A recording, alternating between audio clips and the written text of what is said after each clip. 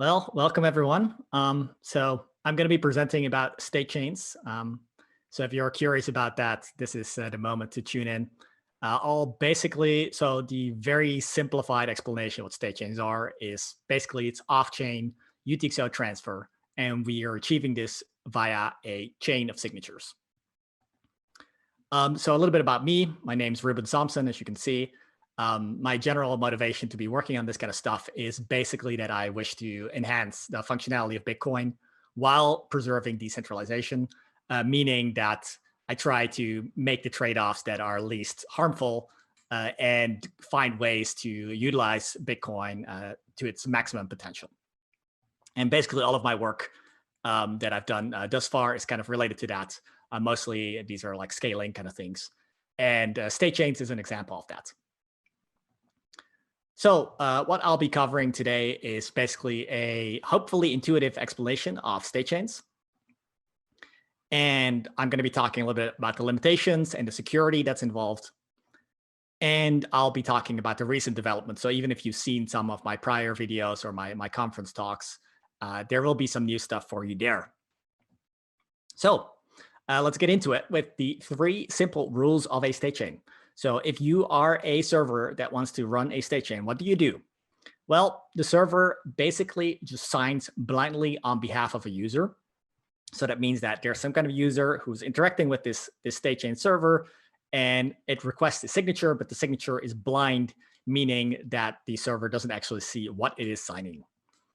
And the user can also transfer these signing rights, so the ability to have the server sign for them, to somebody else. And all of these signatures that the server creates, they are basically published on some kind of chain, and that's what we call the state chain. So the general assumption here, and we'll get into kind of what these actual security is, but the basic assumption that we're doing here in the beginning is the server doesn't misbehave, and we can rely on the server to do these things for us. So an example would be, we have Alice. Alice is the kind of the owner of the signing rights on the state chain, as seen here on the right. And Alice asks to sign a message, in this case, X. Doesn't really matter what the message is in this case. And after that, Alice also says, well, now please transfer these signing rights to Bob. So this would make Bob the next owner. So the state chain would comply and update their state. And now Bob is the owner who gets to request the next message. And what Bob requests is maybe some message Y, and Bob requests the transfer of the signing rights to Carol, etc. And basically, the implication here is that you can gain control over a key and learn everything it ever signed via the state chain. And this simple mechanism is actually enough to achieve off-chain transfer of UTXOs, and that's what we're going to see here.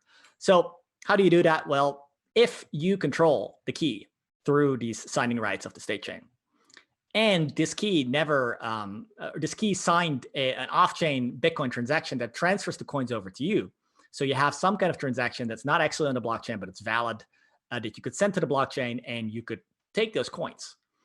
And on top of that, the key of the state chain never signed any conflicting transactions, meaning that there's not some other off-chain transaction out there that could actually take the coins from you.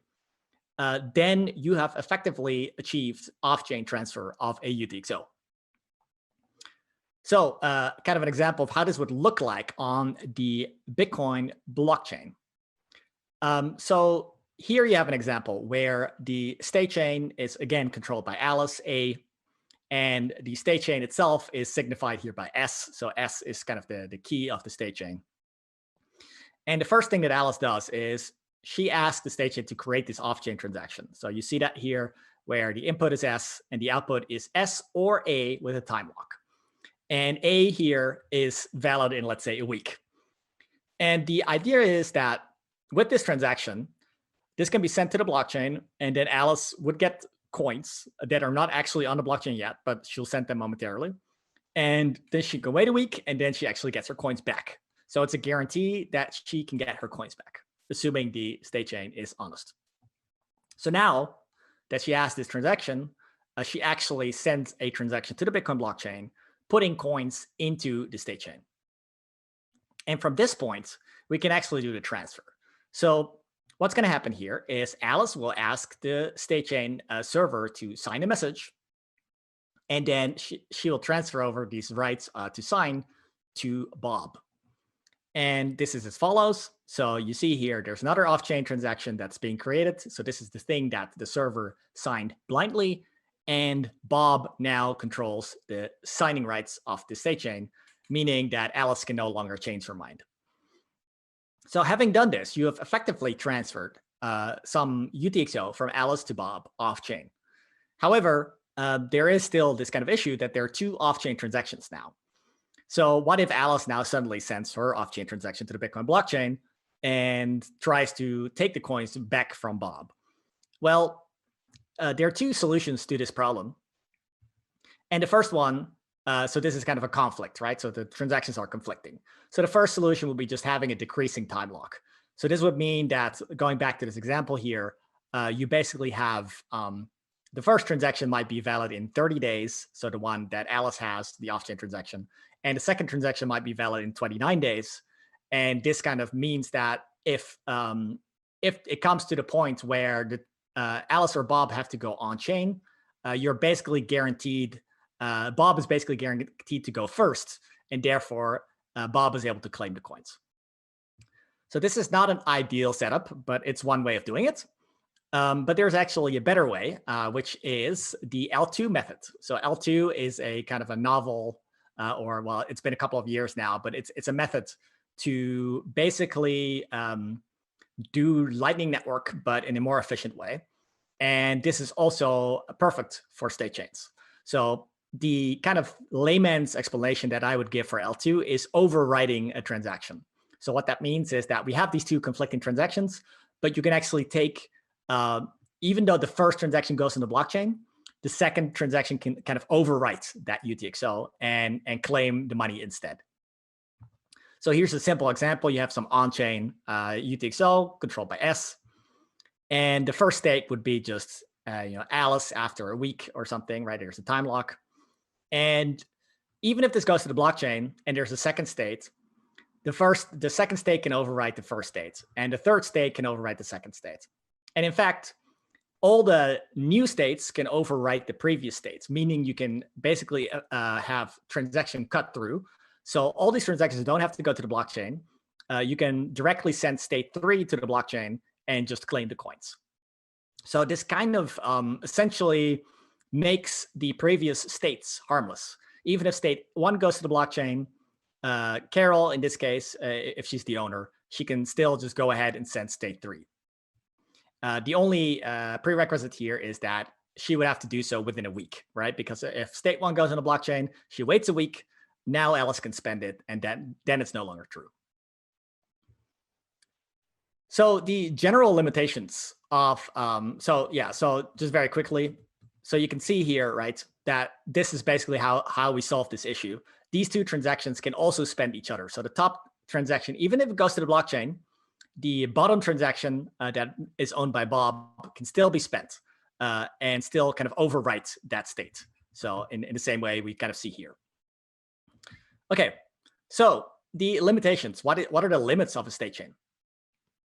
So the limits of a state chain are that you have to transfer an entire UTXO. So you're not sending a fraction of a Bitcoin or something like that. Although the UTXO can then kind of be used in the Lightning Network. So you can still have this UTXO be split up, but it would kind of be another layer on top of the state chain. There are no scripts whatsoever. So all the scripting is actually enforced on the Bitcoin blockchain. So you have some kind of signature that the Statechain server puts on a transaction, and this transaction is then contains a script, and that script will always be executed on the Bitcoin blockchain. So we're kind of utilizing the Bitcoin blockchain as a fallback for any scripting. It requires Schnorr as a soft fork, and also the L2 soft fork, which is basically, it's now called sighash any prev out. So once we have sighash any prev out, And this is something that's also really important for Lightning. So it's pretty likely that people are going to put a lot of effort into getting it into Bitcoin. Then this kind of ideal version of a state chain can work. We can already have a state chain today. And in fact, there is an implementation out there made by Commerce Block that kind of tries to make a kind of a minimum viable state chain without these more fancy features. And then finally, there's client-side validation, meaning that when you transfer these coins over from Alice to Bob, Alice needs to go back and Bob needs to go back and check all the previous signatures that the state chain made to make sure that there's not some conflict in transactions. So that means that if there's a large history, right, if it goes from Alice to Bob to Carol to Dave, Dave needs to check Carol's signature, Bob's signature, Alice's signature, in order to make sure that there's not some transaction that conflicts with the final transaction that he's receiving. So there are three potential failure modes of how a state chain could possibly fail. So the first one is simply the server disappears, right? It just goes away, and then it will not sign again. The server could get compromised. Maybe somebody steals the key or something. Or the server is just simply actively malicious. That's possible too. Maybe it's a honeypot. Maybe you're not supposed to be using this state chain, but you're doing so anyway because you're blindly trusting some server that you shouldn't be trusting. So let's take a look at kind of what we can do to mitigate these problems. So the first thing we can do is we take the server model, right? So I've been talking about a server, but we don't need to use a server. We can use a federation. Federation meaning basically it's multisig. So you have, instead of one person or one entity that you're trusting, you have a group of entities, maybe a group of exchanges or some kind of diverse group of people that is spread out all over the world. And these people will put their signature on every state chain transaction. And therefore, if like a majority of those people, or if even a minority of those people is honest, you basically have a guarantee that you can get your coins. So that's the federation. So that kind of basically it spreads out the trust, but it doesn't really change the trust model.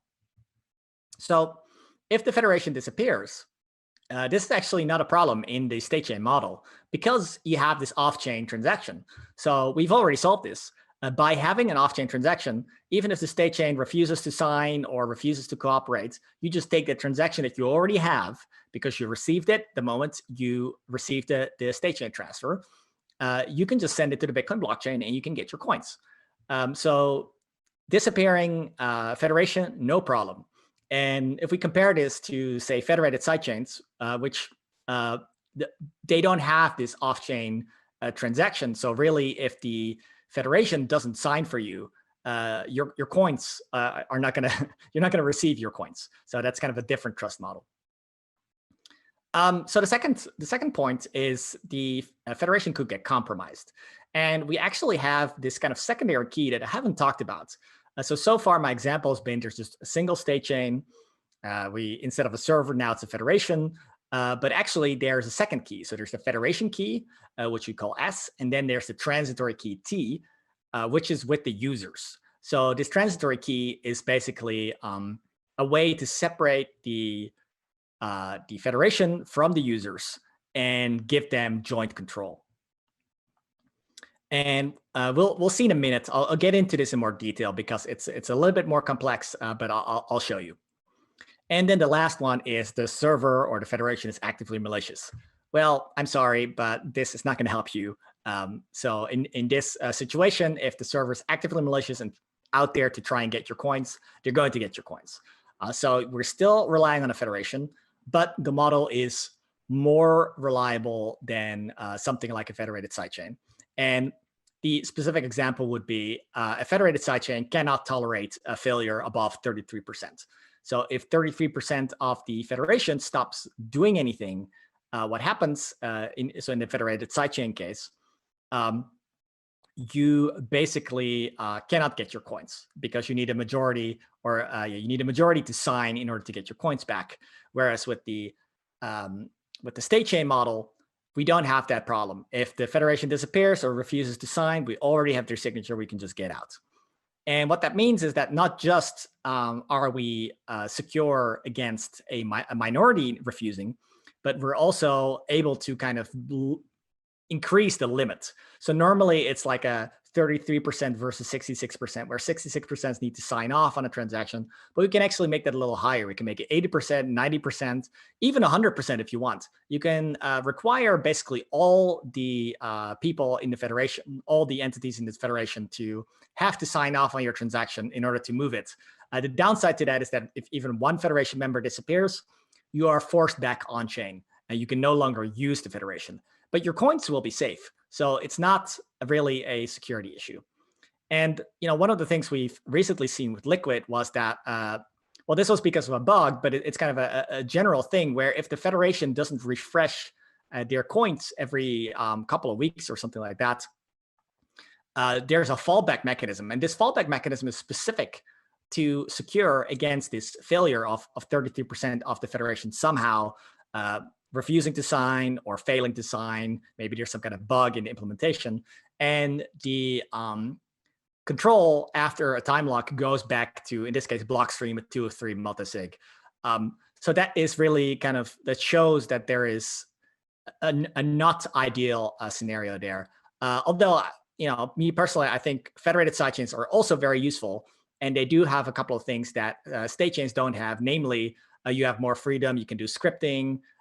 You can send fractions of a Bitcoin and things like that. So I wouldn't say like this just completely replaces federated sidechains, but it's a different model with basically more security, but maybe is slightly more cumbersome to use.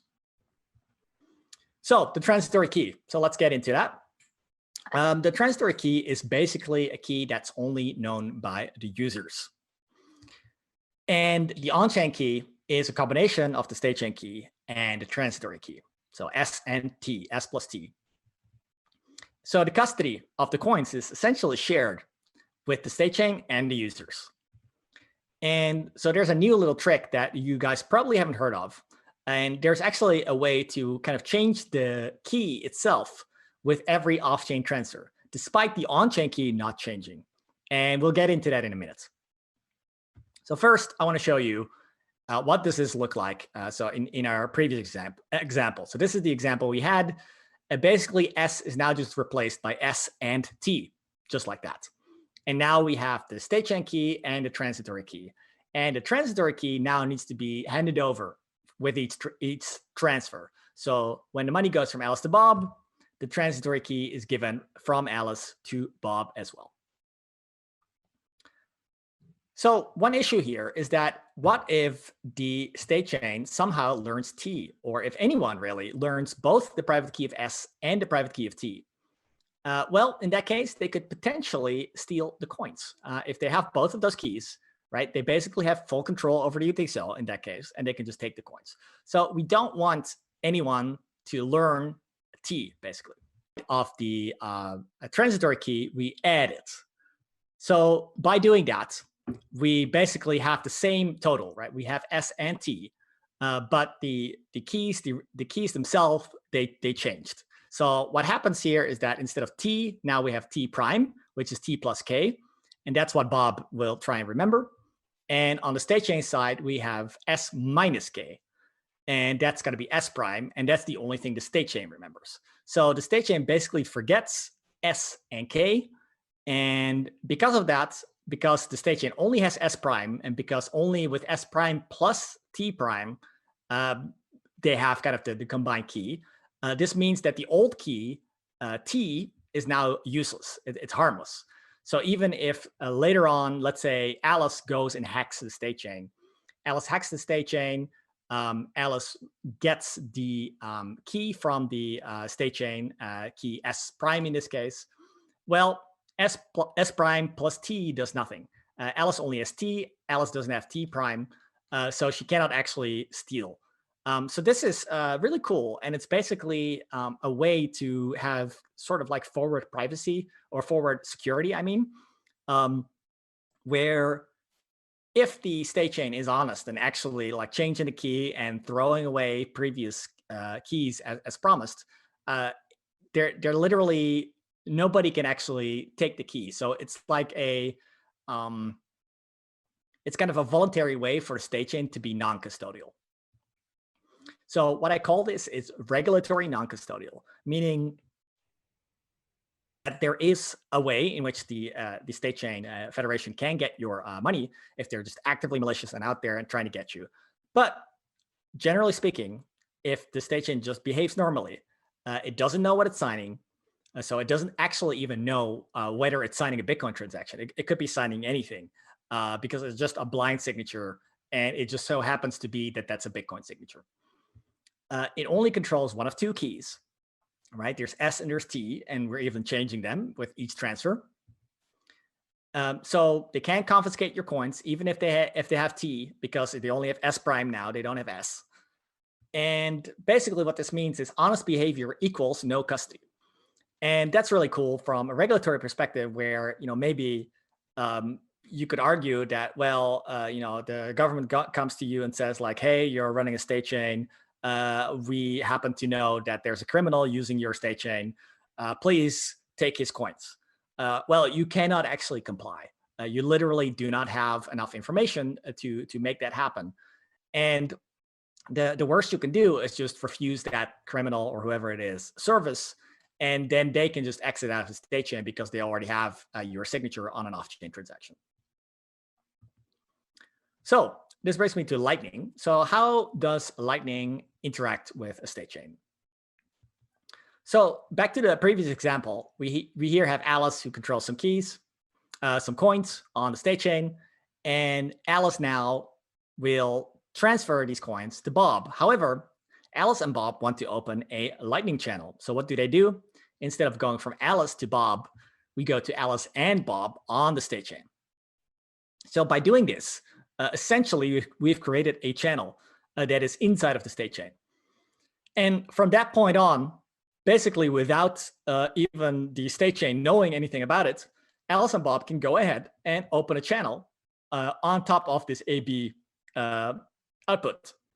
So it's a state chain, and then it's a Lightning channel on top of the state chain. And by doing this, you can basically, you have like a lot of synergy between Lightning Network and state chains. So you can basically open and close and rebalance channels off-chain without ever hitting the Bitcoin blockchain through the state chain. And the interesting thing is that with Lightning, you have like a throughput limitation, right? You cannot send more than the channels actually allow. But it's divisible, right? You can send fractions of a Bitcoin through the Lightning Network. And with state chains, we kind of have the opposite problem where you can send as many coins as you want. You can create a state chain UTXO with 100 Bitcoins, 1,000 Bitcoins, and you can just transfer it over just like that to anyone, as long as they are willing to utilize the state chain with you. But it's not divisible, right? So by putting the two together, you kind of have the best of both worlds. It does add another trust assumption on top of the Lightning Network, right? Because now you're adding the trust of the state chain federation. But as I've explained, it's kind of a minimum version.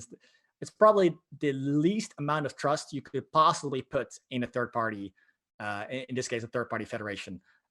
So that's kind of an interesting trade-off. So this next point might be a little complex, but it's also extremely interesting. So hopefully you can follow this. So what I have here is a regular Lightning channel, nothing special, just a regular channel where Alice and Bob put some coins in and outputs on chain, and then off chain, they split it up again, where Alice has 5 Bitcoins, Bob has 5 Bitcoins. So next up, Alice wants to send 2 coins to somebody else. So the balance changes. So now Alice has 3 coins and Bob has 7 coins. So now the question becomes, is there a way in which Alice can hand her 3 Bitcoins to Carol without requiring any interaction from Bob? So you can do this over the Lightning Network, right? They could just do the same thing they just did, where they go from 3 Bitcoins, 7 Bitcoins to 0 Bitcoins, 10 Bitcoins. And now, over the Lightning Network, they may have transferred the coins to Carol. But maybe there's a way to actually change the whole output. So change A here to C. And we can do so with a state chain. So let me show you. So the first thing we do is we change A to S and T. So we had A and B here. Now we have STB here, right? It's ST, state chain, transitory key that's controlled by Alice, and Bob. And then the final output is just S and T with, again, the transitory key here is picked and chosen by Alice. So there needs to be one more transaction here, which is from the state chain to Alice. Another transaction making sure that if the state chain goes away, Alice doesn't require their signature to actually get the coins. And so I'm showing it here as yet another transaction, but that's not actually necessary. We can set this up in such a way that it's basically a single output with some extra scripting. But for simplicity, I'm showing it to you like this. Yeah, and so the next step here is basically we can do exactly the same thing. We give Carol control of the key, the signing rights over on the state chain, and we create another state where the latest state is signed over to Carol instead of Alice. And then Carol has to go back and check. So if the Lightning Network, this Lightning channel has updated its state many times, all of these signatures need to be checked. Everything that the state chain signed, Carol needs to check to make sure that she actually does indeed have the last state where she can send it to the Bitcoin blockchain and she can get her coins. And if that is true, now Alice has swapped with Carol in a Lightning channel without requiring any cooperation from Bob. And this is maybe in a regular, like in a simple channel like this may not seem like a big deal, but I'll give you a few examples where this actually becomes a big deal. And to clarify, if Bob cooperates, you can actually swap out Alice in many ways, right? You can just update the state chain itself and Bob basically has to sign off on it. And then Bob says, okay, I'll let you out, Alice, and let's put somebody else in.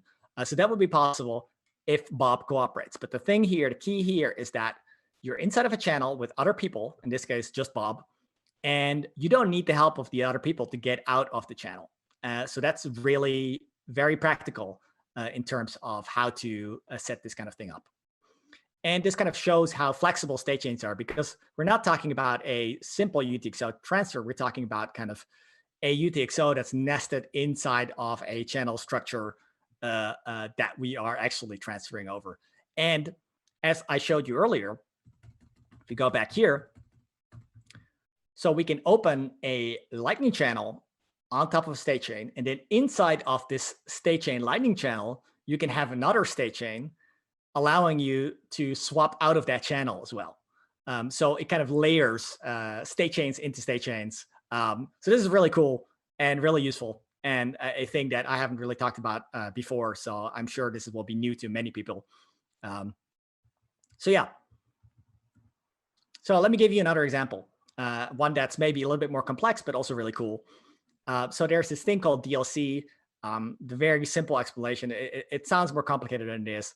The simplified explanation is there is some kind of oracle, and the oracle will hand out signatures based on, let's say, the price of Bitcoin, right? Bitcoin to US dollar.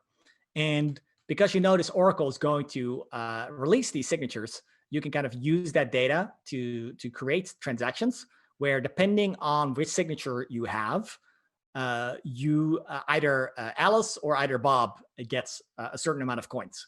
And you can use this for betting. So the oracle would just literally just sign the price of Bitcoin in US dollars every day or something like that. And you know that 30 days from now, a certain signature may or may not be released depending on whether the price hit a certain amount. So utilizing this kind of bet, Alice and Bob can basically take a position where one goes short Bitcoin and the other goes long Bitcoin.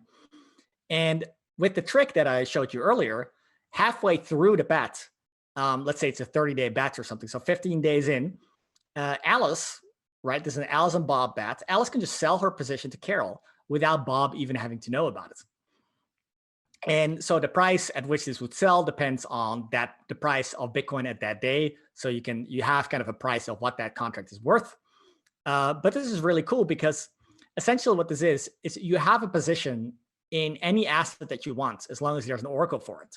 So by going short Bitcoin, you can actually have a position that's the equivalent of, let's say, $10,000 in US dollars. And for the entire duration of the 30-day bat, and then after 30 days, what happens is you just receive $10,000 worth of Bitcoin. And that's how the bet resolves. So for the 30 days, you're basically guaranteed to, at the end of the 30 days, to just have $10,000. So it's literally having a position in US dollars. And so the other cool thing is you can actually give like 1,000 of these $10,000 to say Dave or something, where you actually kind of share the bet together with Dave, again, without Bob knowing anything about it, right? So we went from Alice switching over to Carol, Bob just still being inside of the bet. And then Carol adds Dave to the contract and gives Dave $1,000 basically inside of the bet. So now you have these kind of off-chain derivative assets that you can just spend and give portions to anyone. And it's all non-interactive, right? It's non-interactive with Bob. It is interactive with the state chain, but the state chain is supposed to be online. So that's really cool. But yeah, you can exit and enter into the position anytime. So it's really flexible and really kind of simple. So this, I think, it's relatively practical to actually go ahead and implement this once we have like a full implementation of a state chain. So some other topics, and let me quickly check how much time I have left. Okay, well, it looks like we are still good. So yeah, so I'll just kind of briefly go over these topics and tell you a few more kind of interesting details that I don't have full slides for, but are interesting nonetheless. So if you're interested in hearing more about it, you can always contact me. I'm always willing to answer questions about it. So the first is HSM Security. HSM is hardware security module. So a hardware security module is basically a trusted device. So it's a device that is maybe difficult to hack. You might have one like a ledger or a Trezor. That's basically an HSM. So the first thing you can do is simply you take the Statechain Federation and all of their hardware you can turn into an HSM. And the nice thing is, because what we explained in the beginning, the Statechain, the server or federation, what they have to do is actually very simple. They barely do any verification. They just check a signature. And if the signature is the actual owner, they will sign for them. And that's about the extent of what they do. So you can actually implement this in HSM hardware. And HSMs are generally they're slow, but secure. So you can't really expect them to maybe run a full blockchain or something like that. So that's ideal. And then the second thing is with this transitory key, we can actually also theoretically, and I don't think this is likely in practice anytime soon, but the fact that it's a possibility is kind of cool. We can allow these hardware security modules to communicate with each other and transfer over the transitory key from one user to another user. And the general thing is you can do this with a private key. You could actually just have a way of literally transferring over money. But if the HSM breaks or something, you lose the private key and you lose your coins. So therefore, it's not really secure. But in this model, we always have this off-chain Bitcoin transaction. And this off-chain Bitcoin transaction doesn't have to be stored on the HSM. You can just back it up anywhere. It doesn't really matter. So even if the HSM breaks, it's fine. So you could add this as kind of an extra security feature, meaning that what this does is that it kind of shields the user from knowing their own transitory key. If the trusted hardware, if the HSM is secure, the user doesn't actually have control over their own transitory key. They can only use it in the way it's intended, which is signing one thing and then transferring it over. So Lightning Channel factories, and this is one I haven't really fully talked about, but it's worth mentioning. So with L2 in particular, so this soft fork that is required to kind of have the next version of Lightning, SIG-hash any prev out, there is also the possibility of having a Lightning Channel factories. And a Lightning Channel factory is essentially just a one UTXO that's controlled by, let's say, 10 people, and they all have Lightning channels inside of that UTXO. So it's 10 people all having maybe a two-party channel inside of that. And traditionally, what's kind of difficult about that is that you actually have to have all those 10 people be online in order to change the relative balances within this factory. But again, what we can do now is we can actually swap in and out users without the permission of any of the other Lightning Channel Factory users. So you can have 10 people inside of Lightning Channel Factory, and then one of them wants to get out. Well, they can do so through the state chain without the permission of the other 9 Lightning Channel Factory users. And one thing that I think is fair to stipulate here is that you do have to wonder about like how desirable this is in terms of having a Lightning channel. So even let's say take the simple Lightning channel with Alice and Bob, where Alice suddenly turns into Carol. Well, Bob wanted to have a channel with Alice, and maybe Bob doesn't want to have a channel with Carol, but suddenly Alice just swapped out for Carol, and Bob has nothing to say about it. So for better or worse, this becomes possible. And the thing is that Bob actually cannot prevent this. So this can just happen. Once we have state chains, this is a thing. And there are probably other methods that this can be used, because really what it is, it's transferring over signing rights. So anything that requires some kind of signature, you can now transfer over without anyone knowing that a transfer occurred. So that's kind of profound, and the implications of it are kind of difficult to see, I think.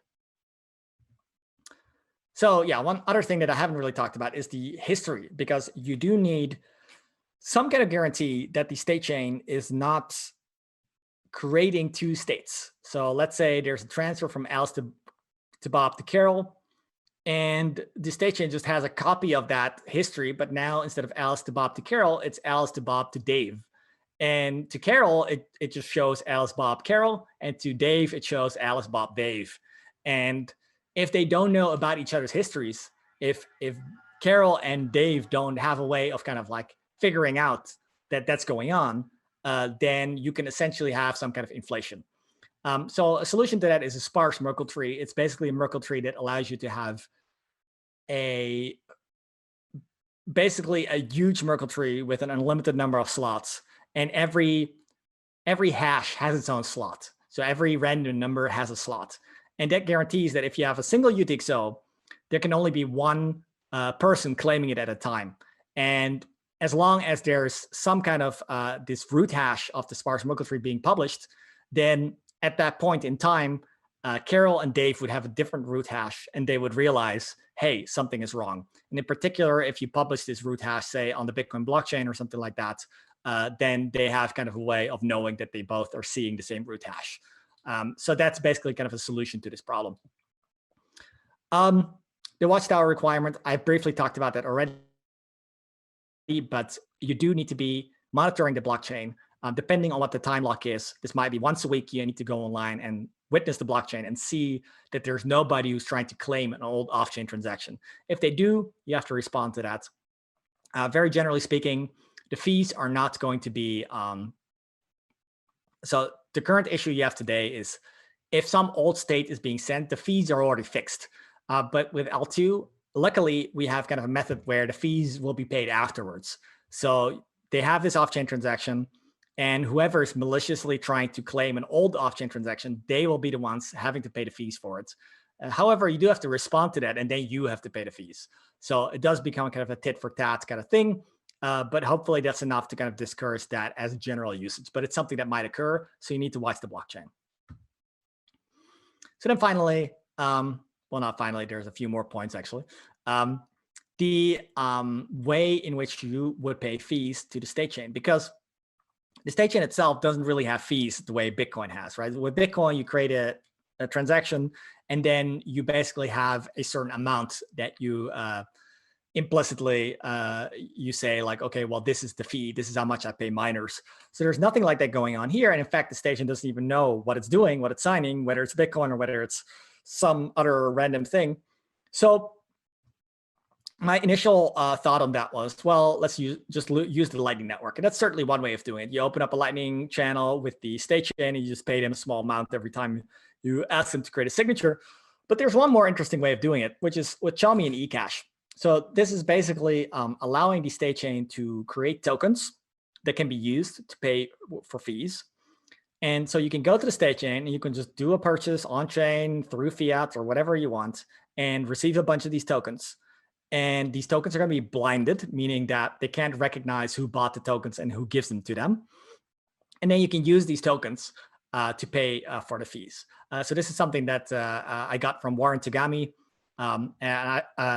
Initially I was like, well, let's just use Lightning. But now actually, the more I think about it, I think the more it makes sense, because you're really separating out the kind of the Bitcoinness of a state chain, and and you can just pay them with these tokens, and it doesn't really matter. It doesn't really have to be connected to Bitcoin. So I think it's actually quite a nice layer of separation.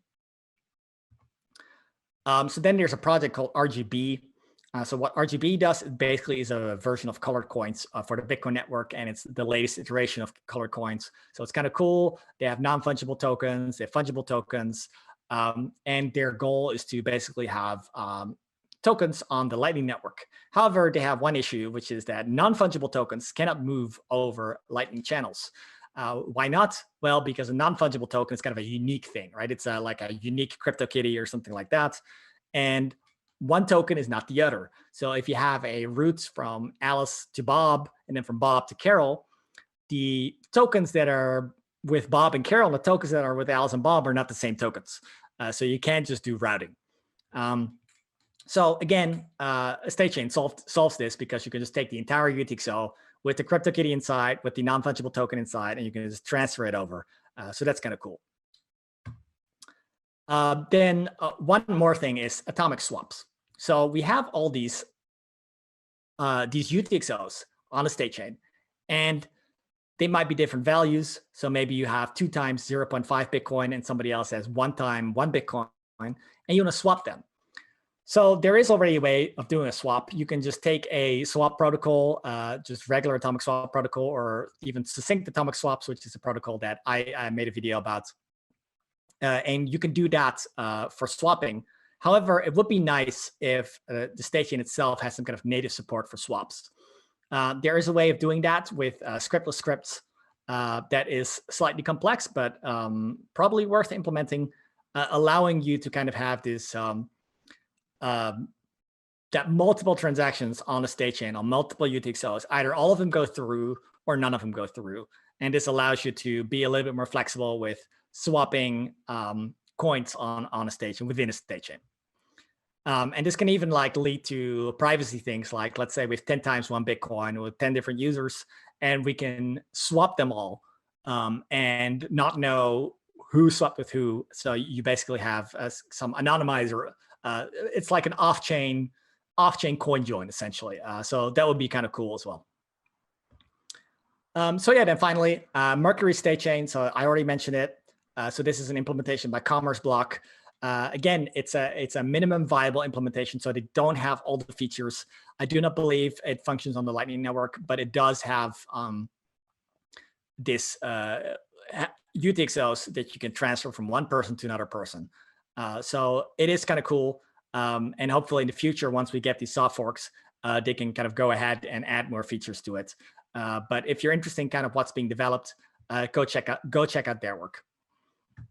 So in summary, what do we have? Well, we basically achieved off-chain UTXO transfer. So we have no on-chain footprint, nothing, and it just literally you can just send UTXOs from one person to another without there being any on-chain transaction. It's usable within channels, so you can even use the state chain inside of a channel, whether it's Lightning or discrete lock contracts, and kind of swap in and out of a active channel and change the users through a state chain. So that's kind of cool. It's more secure compared to a federated sidechain, but again, there are some trade-offs. And it's regulatory non-custodial, right? So essentially, the custody is not, if they really want, they can take your coins, but from a regulatory perspective, I think a regulator is going to have a really hard time talking to one of these state chains and asking them to confiscate coins or something like that. All right, so that pretty much concludes my presentation. So if you're interested in learning more about state chains, check out this URL, tiny.cc/Somsen, my last name. I also have links there for just ways to contact me, as well as a bunch of my other work. So that's succinct atomic swaps. So that's kind of a more efficient way of doing atomic swaps. That's something I presented maybe about a month ago. Proof of work fraud proofs. This is basically a way to have a Bitcoin sort of like full node, but with very little bandwidth. So that's really cool. Blind merge mining, specifically a fee bidding version of this. So this is a method to allow other blockchains to utilize or kind of insert their blocks into Bitcoin and add to Bitcoin's proof of work through the fees that they generate. So I think that's also kind of a very useful construction. And a kind of related construction is the perpetual one-way peg, which is, well, if you have this blind merge mined chain, so this other chain that's completely separate, you still need some kind of token on there. And the unfortunate thing is that new blockchain, new token, new pump, and we don't want that. If we don't want to pump, what we can do is the perpetual one-way peg, which is literally you just burn your Bitcoins in order to generate tokens on this alternate chain. And in doing so, you basically create an asset that's sufficient for paying fees on that chain, but it's not very valuable in terms of storing value. Because if you want to store value, you just use Bitcoins, because you can always take your Bitcoins, burn them, go to the other chain, but you can't go back. So therefore, the Bitcoin is more valuable, and this other chain is basically inferior, but that's on purpose to make it an asset that is purely useful for buying block space on that chain. So you basically have you can create any chain you want, and it's sort of connected to Bitcoin, but not exactly. So that's really cool. I'm hoping to present about that maybe I don't know, in the next couple of months. I had a presentation ready for Bitcoin 2020 in San Francisco. However, that all didn't happen because of Corona. So, that's how it goes. So yeah, and then the final thing is I'm the co-host of the Unhashed podcast. So if you're like podcasting, you're into that kind of stuff, check that one out. There's also a link there at tiny.cc/Somsen. So you can find it all there. All right. Thank you for listening. And that's about it. Have a nice day.